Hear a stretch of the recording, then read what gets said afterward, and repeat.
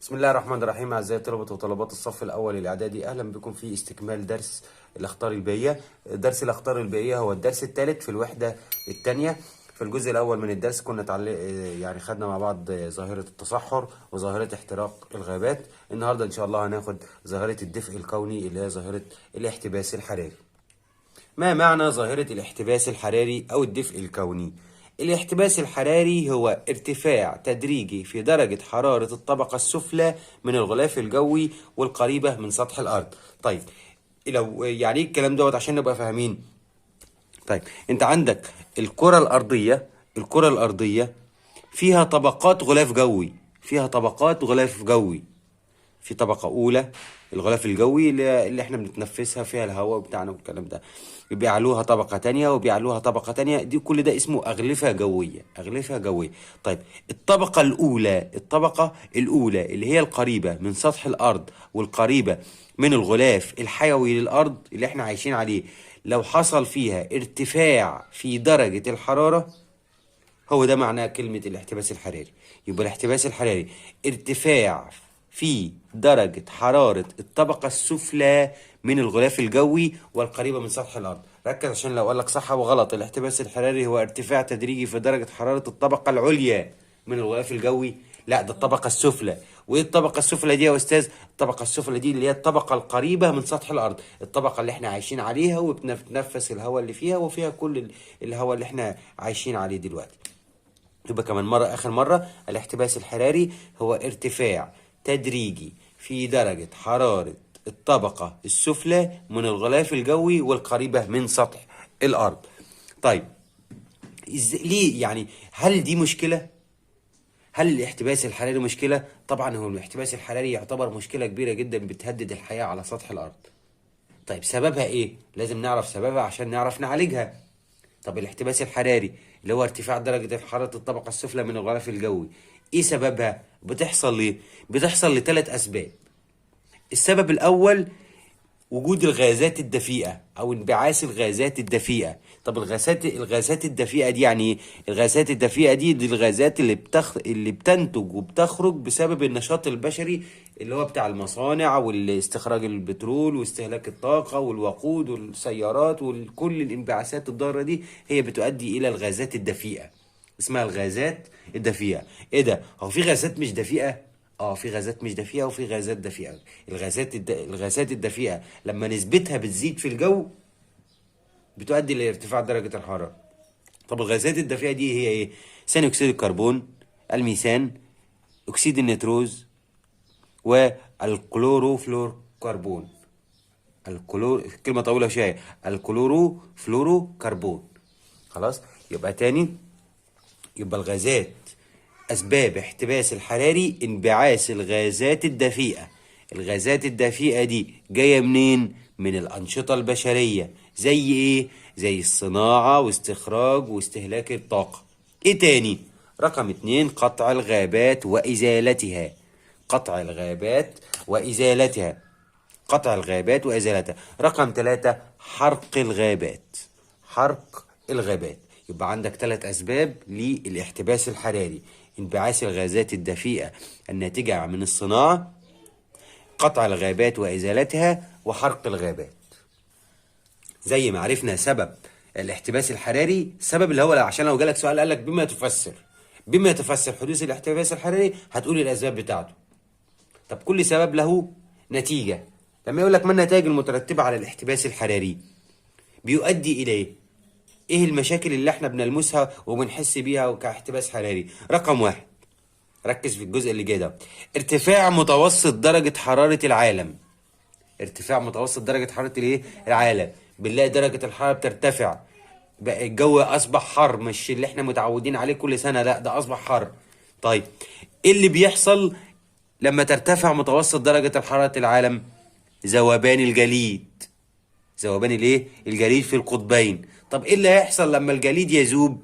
ارتفاع مستوى مياه البحار والانهار والمحيطات. طب ايه اللي هيحصل لما ارتفاع البحار والمحيطات يرتفع؟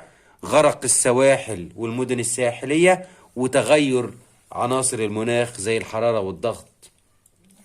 خلي بالك ان ال5 عناصر كلهم مترتبين على بعض. مترتبين على بعض يعني ايه؟ يعني لما اقول لك الاسرار الناتجه عن الاحتباس الحراري، رقم واحد ارتفاع متوسط درجه حراره العالم، وبالتالي ذوبان الجليد. ما ذوبان الجليد هيذوب بسبب ارتفاع درجه الحراره. ذوبان الجليد، وبالتالي ارتفاع منسوب مياه البحار والمحيطات. يبقى بما تفسر ارتفاع من منسوب مياه البحار والمحيطات بسبب ذوبان الجليد. وبالتالي غرق السواحل وبعض الأجزاء من المدن الساحلية. لما يجي لك بما تفسر غرق السواحل وبعض أجزاء المدن الساحلية بسبب إيه؟ ارتفاع منسوب مياه البحر والمحيطات وتغير في باقي العناصر المناخ كالضغط والرياح والأمطار. يبقى لو جالك سؤال وقال لك ما النتائج المترتبة على الاحتباس الحراري، أو ما هي أضرار الاحتباس الحراري، هتقول لي الخمسة دول أو الأربعة دول الأولانيين. الأربعة رقم 1 و2 و3 و4، كل واحدة فيهم نتيجة وسبب للأخرى. نتيجة وسبب للأخرى. يعني هاجي أقول لك ما النتائج المترتبة على ارتفاع متوسط درجة حرارة العالم؟ لما بترتفع درجة حرارة العالم اللي بيحصل هتقول لي إيه؟ ذوبان الجليد وتقلص مساحات من المناطق المتجمدة. طيب، ما النتائج المترتبة على ذوبان الجليد وتقلص مساحات المناطق المتجمدة؟ ارتفاع منسوب مياه البحر والمحيط. طيب، ما النتائج المترتبة على ارتفاع منسوب مياه البحر والمحيط؟ غرق السواحل وبعض أجزاء من المدن الساحلية. أو لو عكسنا السؤال، ما النتائج؟ خلاص؟ طيب، في أضرار تانية غير كده؟ في أضرار أخرى غير الخمسة اللي احنا قلناهم للاحتباس الحراري؟ في عندك انتشار بعض الأمراض زي الملاريا. الملاريا دوت مرض بينتشر عن طريق الناموس، والناموس موجود في المناطق الحارة. يبقى درجة حرارة العالم لو ارتفعت هتنتشر الحشرات وتنتشر الأمراض الناتجة من الحشرات زي الملاريا. يعني خلاص الجو بقى أصبح مناسب للحشرات لأنها تتكاثر وتكتر، ولو الحشرات كترت يبقى الأمراض هتكتر، زي مرض اسمه مرض الملاريا. ايه تاني؟ انخفاض إنتاج المحاصيل الشتوية. انخفاض إنتاج المحاصيل الشتوية. طيب، ما أنت الجو عندك دافئ، الجو عندك دافئ، يبقى أصبحت دلوقتي المحاصيل الشتوية اللي هي بتحتاج درجة حرارة منخفضة، المحاصيل مش هتعرف تنمو، هتواجه صعوبة في النمو لأن الجو أصلا إيه؟ حر. الجو أصلا حر. طيب، إيه تاني؟ زيادة الحاجة لمزيد من المياه. هنحتاج مية أكتر. ليه؟ لأن الجو أصبح حر أكتر. هي دي ظاهرة الاحتباس الحراري. يبقى ظاهرة الاحتباس الحراري ليها أسباب ولها نتائج. طيب، دول العالم هتسيب المشكلة اللي احنا بنواجهها في الاحتباس الحراري والدفء الكوني ده كده؟ لا. بتعمل ايه حكومات العالم؟ بتبذل جهود زي ايه؟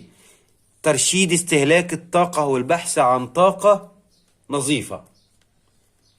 بدل ما بنستخدم البنزين والسولار والبترول والحاجات اللي بتطلع الغازات الدفيئة اللي بتساعد في الاحتباس الحراري، لا، احنا ندور على مصادر طاقة متجددة ونظيفة زي الطاقة الشمسية وطاقة الرياح وطاقة الأمواج والطاقات دي كلها. كل دي طاقات لا تلوث البيئة. ايه تاني؟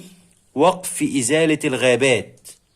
وقف إزالة الغابات اللي هو ايه؟ نبطل او نمنع ان احنا يعني نزيل الغابات على الفاضي والمليان. ايه تاني؟ رقم 3، إدارة المخلفات بطرق علمية. المخلفات اللي بتنتج من المنازل أو المصانع، المخلفات بدل ما نروح نحرقها ويطلع منها غازات دفيئة، لا، هندور على طريقة أخرى لإدارتها. يعني إيه إدارتها؟ إن احنا نستفيد منها، نعمل لها إعادة تصنيع. إعادة تصنيع اللي هو ريسايكلينج بالإنجليزي، ريسايكلينج. بسأل مدرس الإنجليزي يعني إيه ريسايكلينج؟ يعني إعادة تدوير. إن هو نعيد استخدام الحاجة بتاعتك، نعيد استخدام المخلفات بدل ما نحرقها ونولع فيها، لا، نعيد استخدامها. رقم 4، زيادة فرض الضرائب على من يستخدم طاقة تزيد الانبعاث الحراري.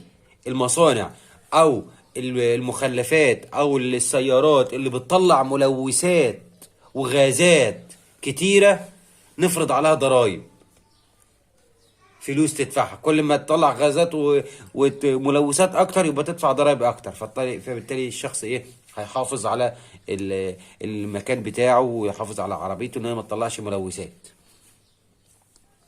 يبقى دي دور الحكومات لتقليل الاحتباس الحراري: ترشيد استهلاك الطاقة والبحث عن مصادر طاقة جديدة، وقف إزالة الغابات، إدارة المخلفات بطرق علمية، وزيادة فرض الضرائب. يبقى كده دي ظاهرة الاحتباس الحراري. ظاهرة الاحتباس الحراري خدنا تعريفها: ارتفاع تدريجي في درجة حرارة ده كده ملخص سريع للدرس عشان نشوف احنا خدنا ايه. الاحتباس الحراري هو ارتفاع تدريجي في درجة حرارة الطبقة السفلية من الغلاف الجوي والقريبة من سطح الأرض. أسبابها الغازات الدفيئة الناتجة من المصانع وقطع الغابات وحرق الغابات. الآثار الناتجة عن الاحتباس الحراري: ارتفاع درجة حرارة العالم، وبالتالي ذوبان الجليد، وبالتالي ارتفاع منسوب مياه البحار، وبالتالي غرق السواحل وبعض المدن الساحلية، وبالتالي تغير في باقي عناصر المناخ زي الضغط والرياح والأمطار.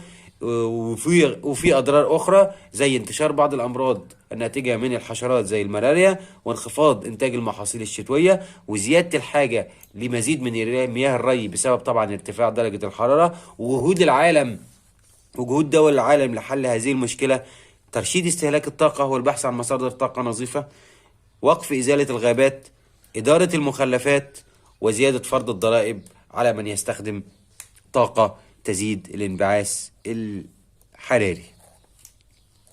بكده نكون انتهينا من درس الأخطار البيئية. أرجو أن انتم تكونوا استفدتم، والسلام عليكم ورحمة الله وبركاته.